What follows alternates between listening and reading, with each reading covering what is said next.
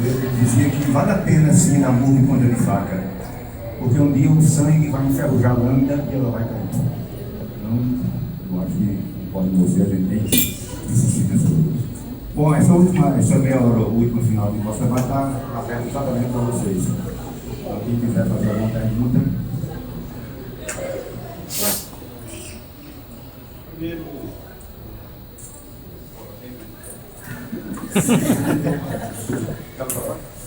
na verdade, não é nem fora tema, e aí tema é só um capacho do golpe, né? Não ao golpe, que ainda não está consolidado e temos ainda muito que lutar por isso. É referente à construção do Código de Direito de Bem-Estar Animal do Estado da Paraíba, que é uma iniciativa extraordinária, necessária e para ontem, né? Mas, assim, parabenizar toda a equipe, né, que tem se envolvido nesse processo. Agora, sim, claro que a gente precisa também garantir as críticas. E eu coloco como crítica a questão da comissão ter encarado a problemática das vaquejadas. Não é justificativa um apelo cultural, que não é cultural no sentido mais amplo do termo, para se deixar em aberto a questão das vaquejadas, porque a gente sabe os interesses econômicos e de grupos que tem por trás das vaquejadas.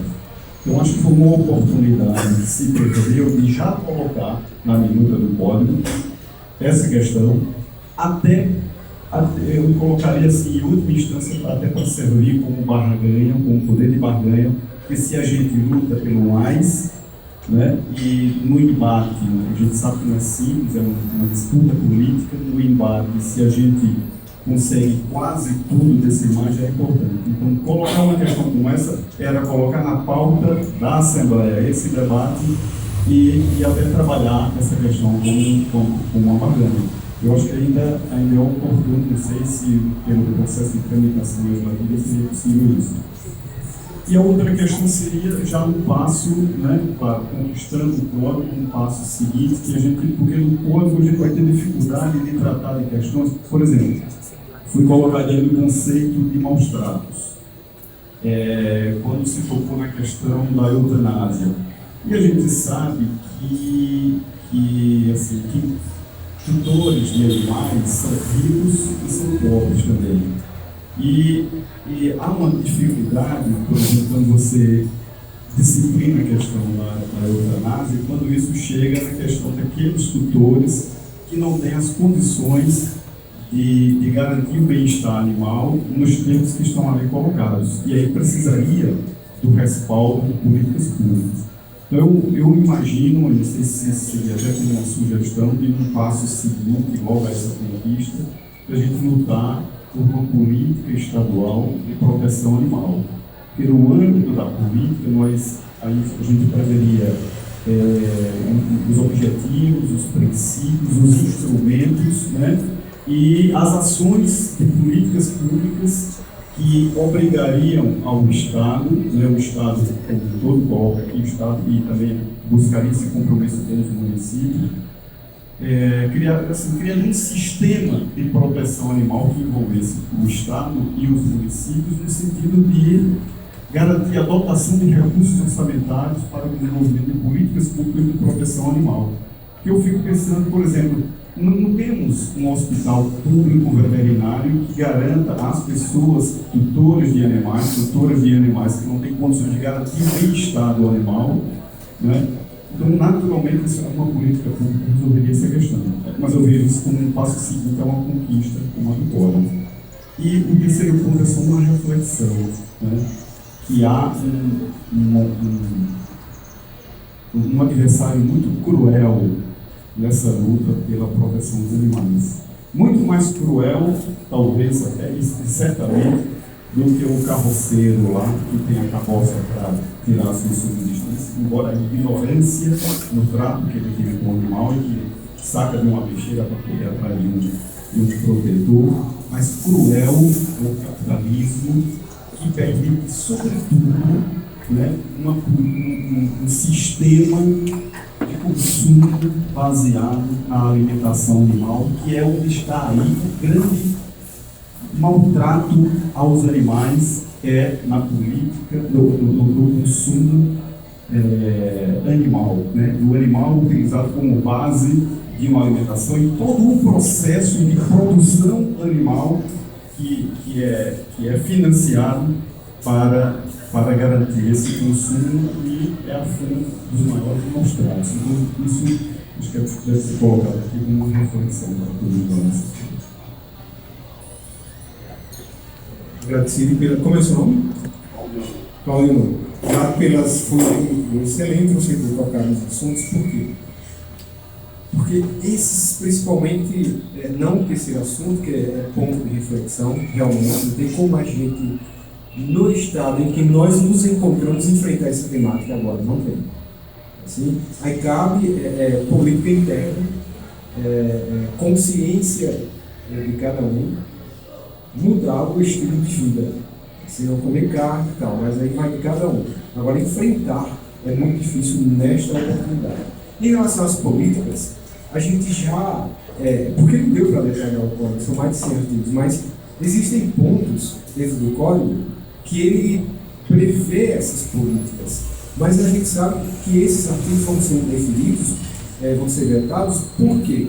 Porque essas políticas são de iniciativa do governador. E quem está dando quem está abrindo e deflagrando o processo é a Assembleia. De toda sorte, a gente deixou, como por exemplo, a criação de um fundo, a criação de uma Secretaria para os Direitos dos Animais e outras possibilidades para serem regulamentadas em decreto. Porque sendo vetado, a gente vai até a gente está com a boa, está com Gervásio Bezerra, que é o líder governamental, que simplesmente foi tocado. Simplesmente ele foi tocado. Ele, em relação à ciência dos animais, ele também ficou sensível a essa situação. E aí a gente vai, diante dos vetos, falar com o governador para ver se ele mesmo inicia o processo, deflagra o processo legislativo em relação àqueles temas que foram vetados. Então, algumas políticas já são previstas dentro do código, mesmo não sendo de competência do código prevê-las inicialmente. A iniciativa teria que ser do chefe do executivo. O segundo tema é o tema da vaquejada, e aí, Claudio, foi assim, debate acirrado nas reuniões. Por mim e por vários dos outros, se não quase que a totalidade, propugnava por um código abolicionista, sim, 100%, abolindo a carne, o consumo humano para a carne, abolindo a vaquejada, abolindo os maus-tratos de toda e qualquer sorte. Porém, na prática, a gente não tem como enfrentar. Agora, se a gente pusesse alguns artigos de lei inibindo a vaquejada, o debate iria se estender por mais 1 ou 2 anos até que alguém, e as pessoas os parlamentares pedindo visto e tal, ia se prolongar por demais. Então a gente sopesou, e foram 5 reuniões públicas, fora as 3 audiências públicas, a gente sopesou, pensou bastante e resolveu retirar a vaquejada.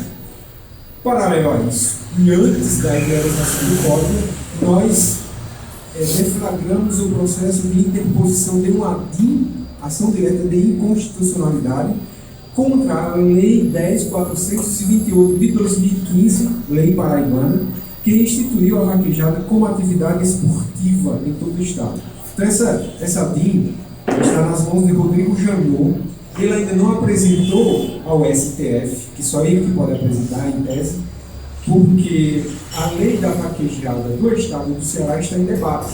Atualmente são 4 votos favoráveis à vaquejada e 4 votos desfavoráveis, numa corte que decide, em última instância, o que é e o que não é constitucional. Pense no tamanho da insegurança jurídica que gera em toda a sociedade.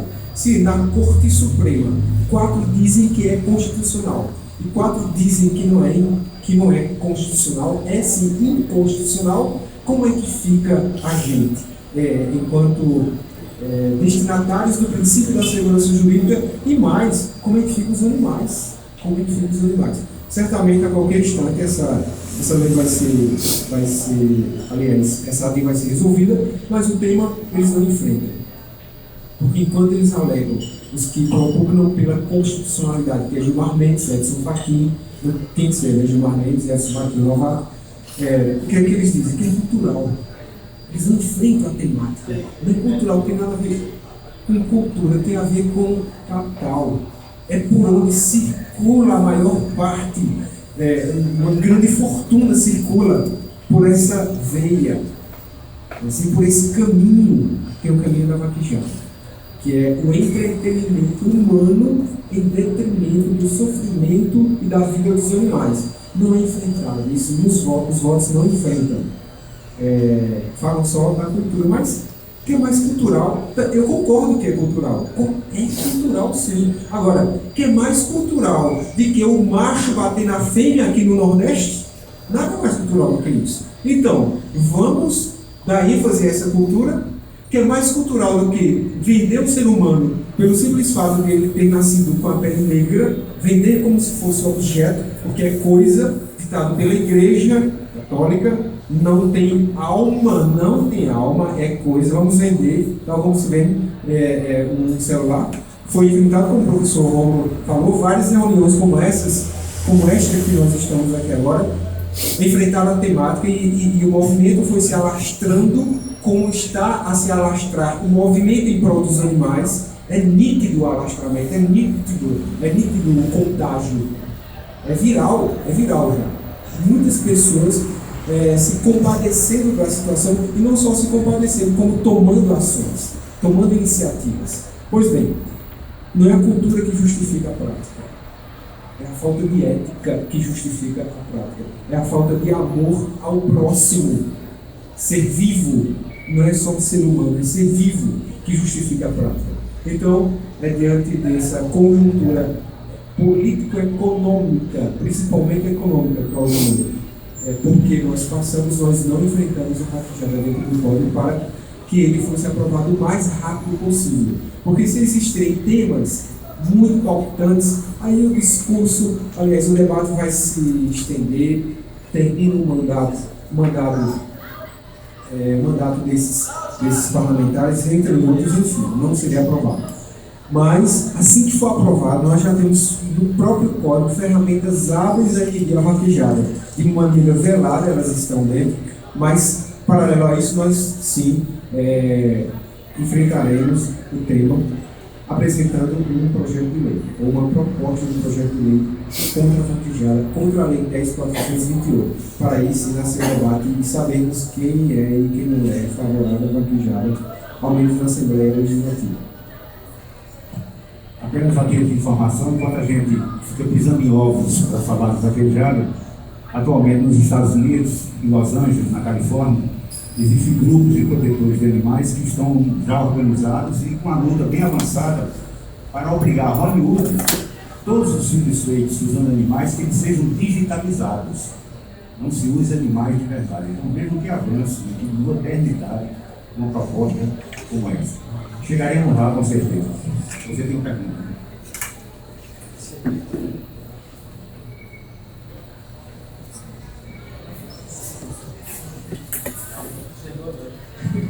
Boa noite a todos. Primeiramente, boa noite.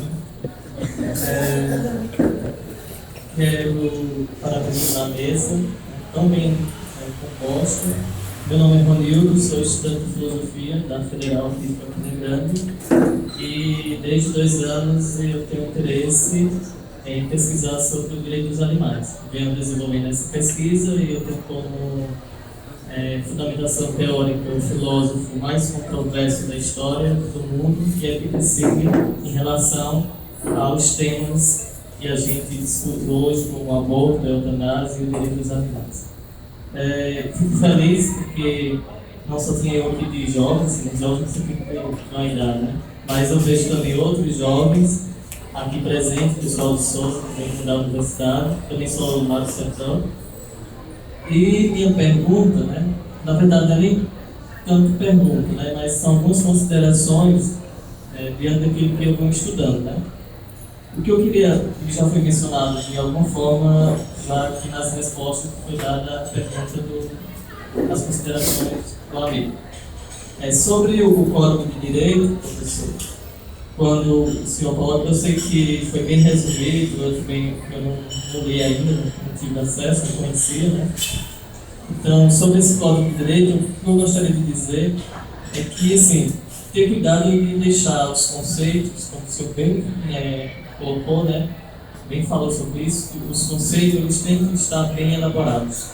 Porque quando a gente se questiona o que é bem-estar, quando a gente se questiona, né, o que é ciência, o que é direito, então tudo isso, se não estiver bem amarrado, deixa brechas para qualquer pessoa interpretar da sua maneira.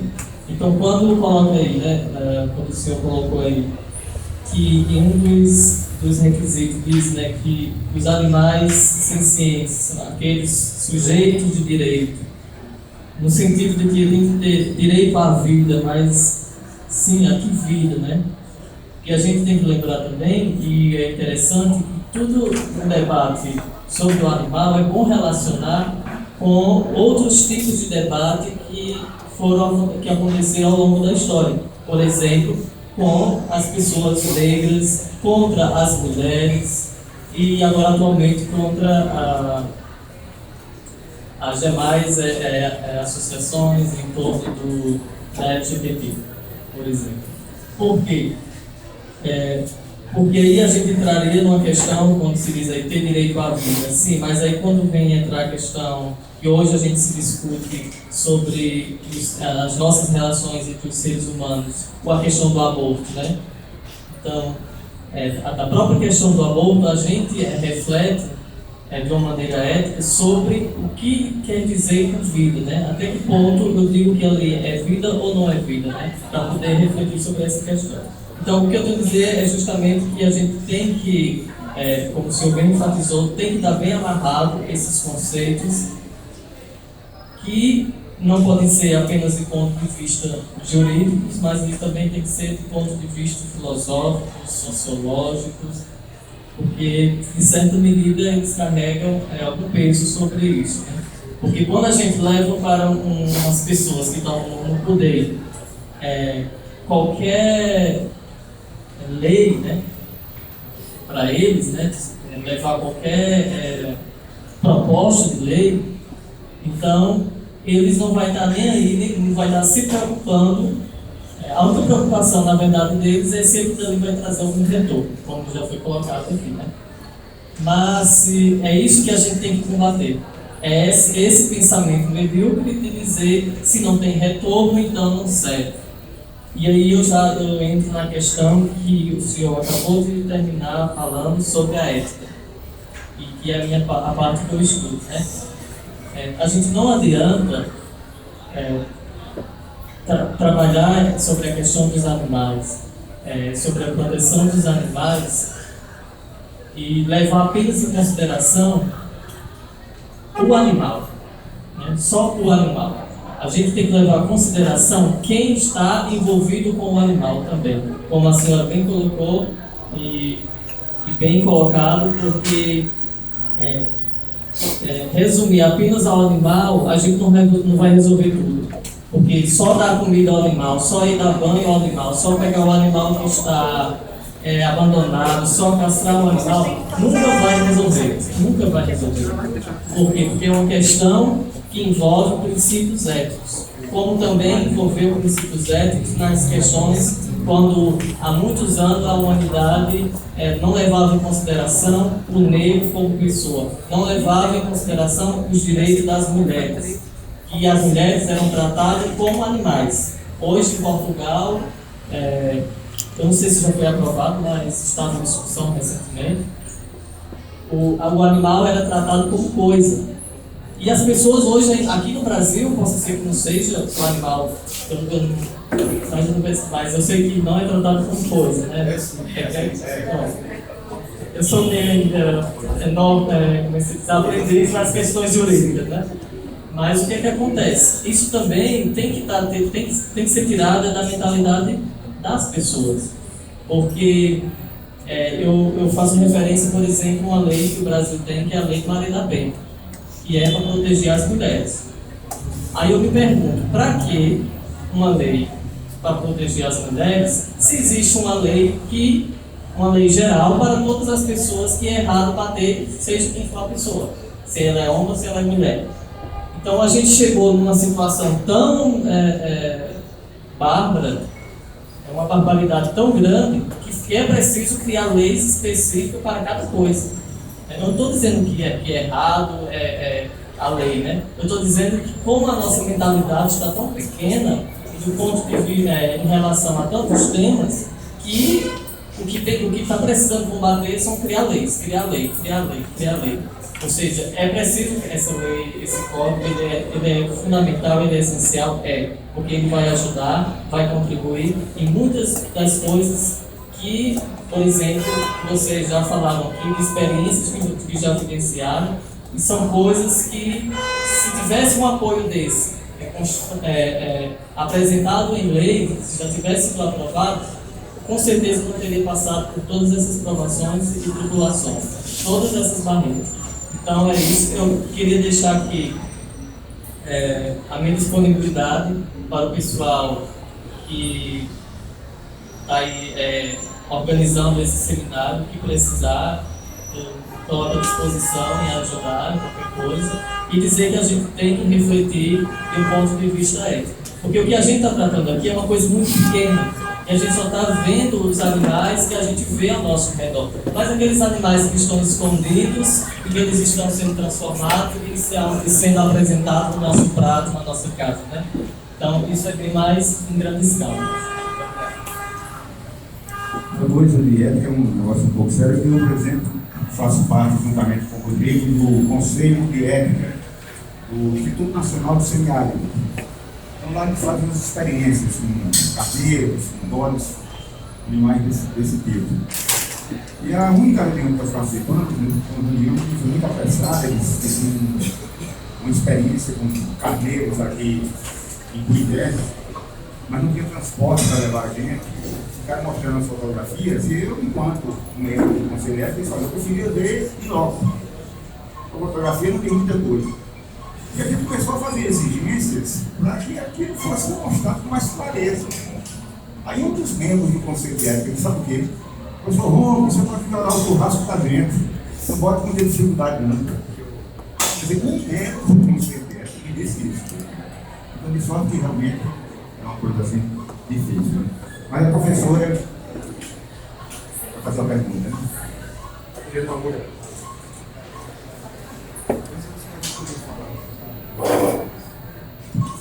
ela fazer a pergunta. Primeiro eu gostaria de parabenizar vocês, né? Eu acho que quem, assim, recentemente eu comecei essa luta e a gente está, assim, no dia a dia vendo os animais passando por dificuldade, a gente se sente sozinho, né? E vendo vocês, assim, a gente se sente menos só, porque é uma luta realmente que, assim, muitos se sensibilizam, muitos falam, mas são poucos que estão ali para poder ajudar mesmo, né? Então, vendo meus olhos brilharam quando o médico falou das 300 castrações, eu já imaginei isso acontecendo em Souza, né? Eu espero. Sou primeiro lá. Ótimo. Porque lá a situação é bem crítica mesmo, né? Teve FPB, mas é um curso ainda que não tem estrutura para fazer esse tipo de castração, né? Para os animais que tem lá. E eu queria agradecer também os alunos que deixaram de estudar, estar em casa, né? E eu sei que alguns vieram até com a apostila ali, tipo, da van para poder estar aqui dando força. E professores são eles, assim, que estão me dando apoio. Na verdade, assim, professor não vou contar nos dedos, servidores também. E, na verdade, eu estava, assim, quase que desistindo mesmo, né? Foi quando a gente decidiu fazer essa reunião com a direção, né? E a gente institucionalizou essa comissão do GPDA, né? Formalizou. E, naturalmente, os alunos foram aparecendo. E hoje a gente tem um grupo, assim, com muitos alunos. A maioria de direito, né? E eles estão tendo que fazer muita coisa. E eu, assim, tipo, eu não sei quanto tempo eu vou ficar lá, mas pelo menos eu quero deixar uma estrutura, porque é um projeto, é um trabalho contínuo, né? E por isso que eu trouxe eles aqui, para eles já, tipo assim, se ambientarem, se formarem, para se inspirarem também no exemplo de vocês, no trabalho de vocês, né? E eu queria fazer uma pergunta, assim, o problema que a gente faz no campus, eu acho que tem em todos os campos, né? E eu queria saber até que ponto a universidade, assim, ela é responsável pelos animais que ambientam. Até que ponto eles podem, eles vão chegar e pedir para tirar os animais lá, colocar no caminhão e mandar soltar em outra cidade? Ou pode intimidar quem cuida deles? Até que ponto eles são responsáveis? Porque eles são órgãos públicos também, né? E a Constituição Federal fala que os órgãos públicos, o poder público tem, tipo, certa competência para cuidar dos animais, né?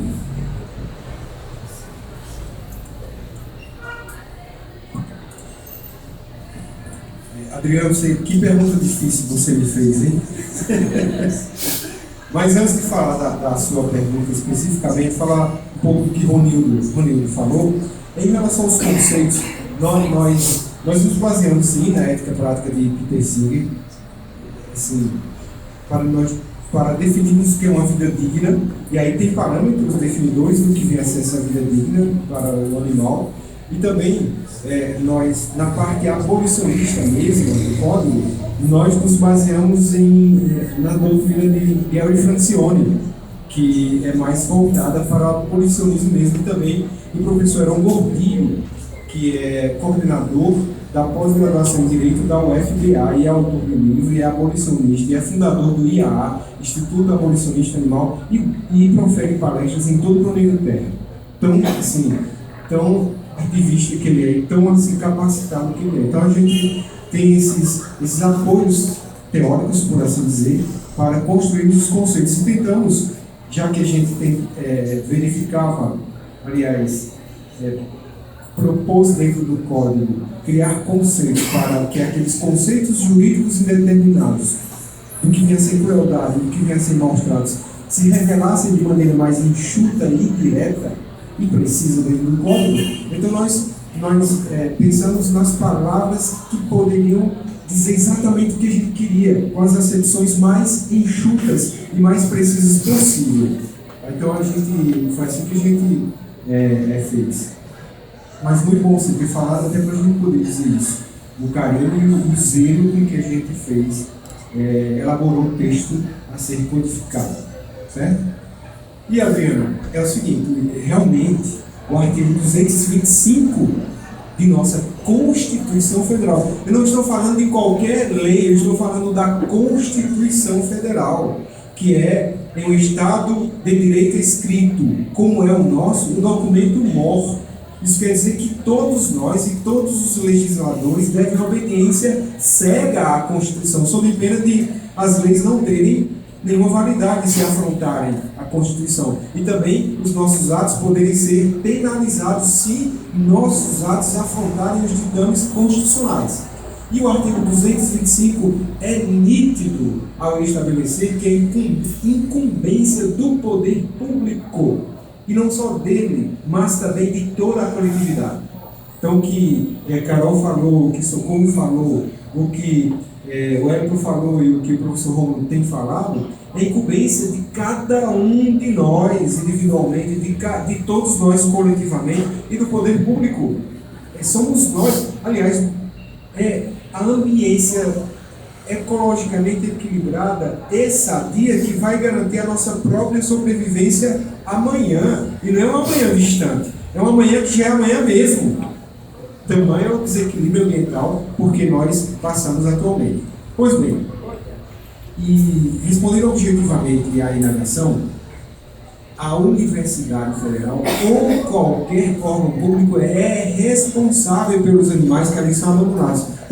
Porque não cuidou para não ser abandonado, é assim? Então, se não tem nenhuma política para inibir o abandono, então por negligência já pode ser penalizado.